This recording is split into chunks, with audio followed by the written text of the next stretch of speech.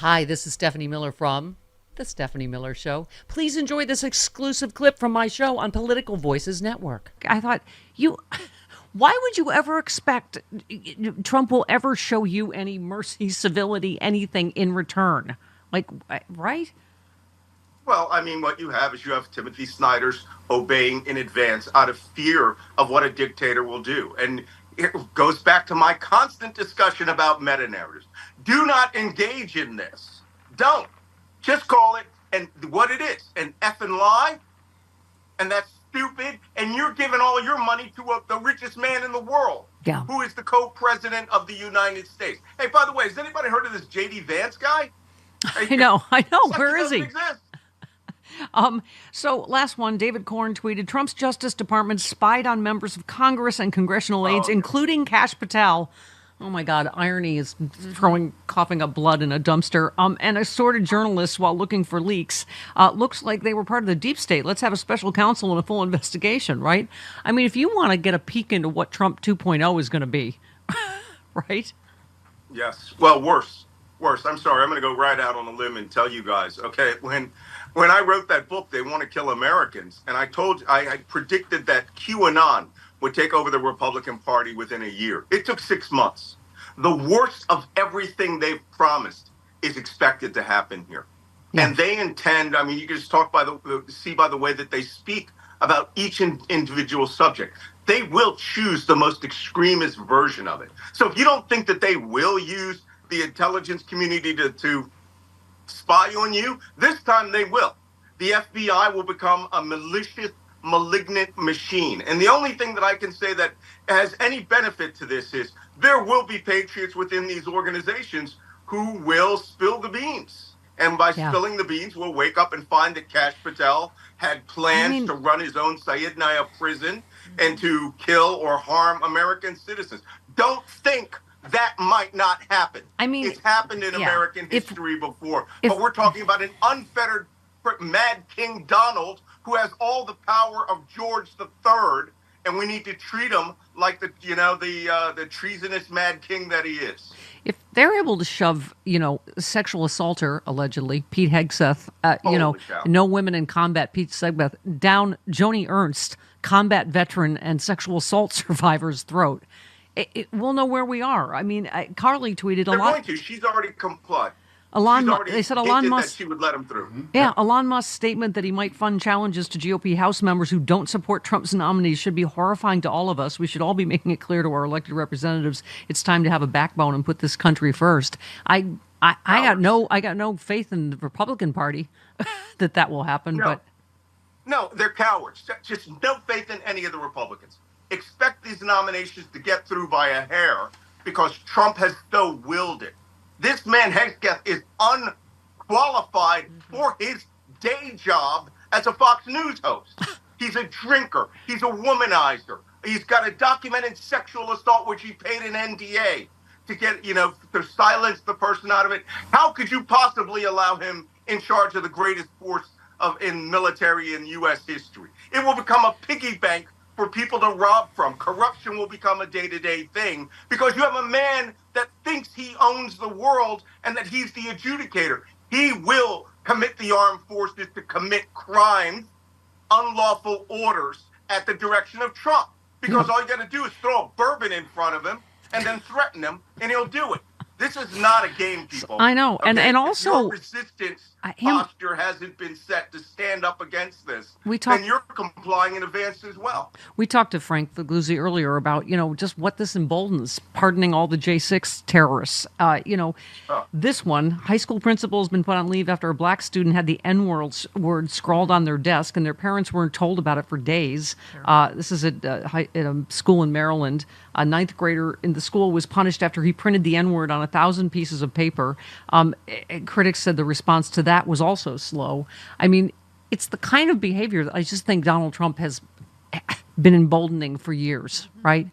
Well, what this has engendered is fear of the community. It's a fear that the white majority MAGA community will kill you.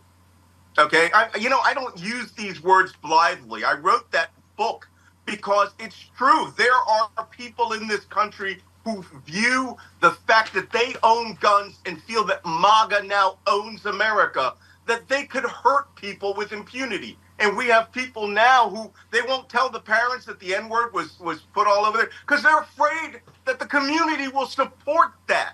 Yep. This is almost going back to the 1920s when you had to be a member of the Klan to get a job. Yeah. And don't think that that if you're not MAGA, which is just another way of saying that you're part of the Klan, that you aren't going to have people in their community who think this is good. Yep. And that you're opposing it, you should lose your job or your life. All right. That's where we're going. We've had, that's a double dose of Malcolm this week, huh? How about that? This murderer was apparently a Tucker Carlson and a Edward Snowden and Bobby Kennedy fan. Your thoughts?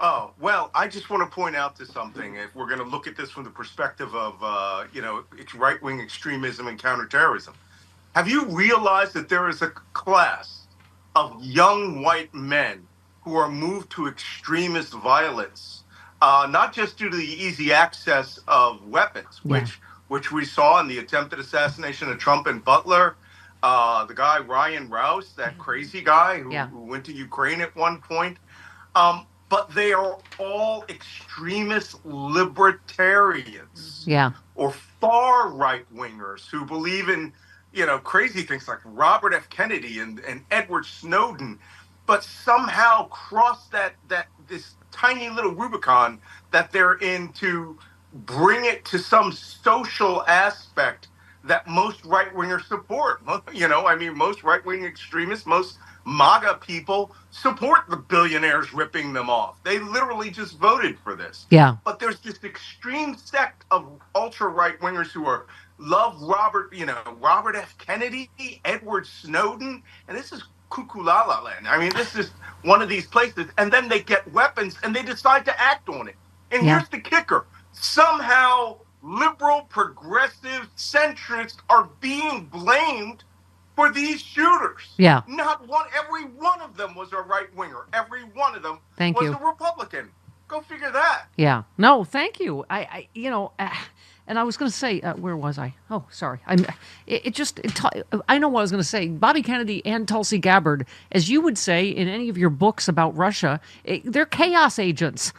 Yes, they are. They are, Absolutely. no wonder they're being embraced by the right and by Russia now, right? I mean, and there's, go ahead. But what you're seeing here is that there's this extremist right. I mean, Joe Rogan himself is a chaos agent. Yeah. He follows all of these things. And what we're seeing is a ISIS-like radicalization of young white men. Remember in George Floyd's summer, we had the Boogaloo Boys, the Proud Boys. And for a while, they seemed to have been slapped down. Well, actually, what they were slapped silent.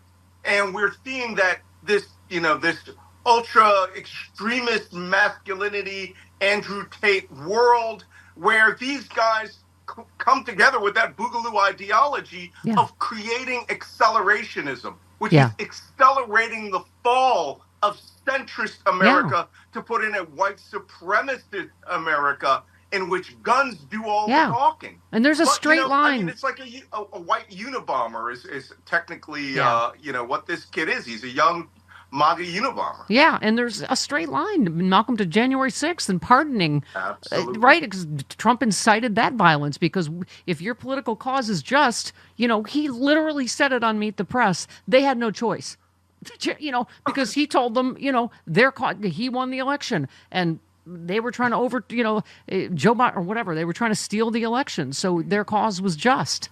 I mean. Absolutely insane. And, the worst part is, wrote a book about it. Almost 3 years ago, right? Called They Want to Kill Americans. The basic premise of that book is still extant. And I had said this to Bill Maher before the 2020 election. If they win, they will become self-appointed deputies who will be the executors of Trump's will with weapons and threats. Stand back and stand by, right? Stand back and stand by, Proud Boys.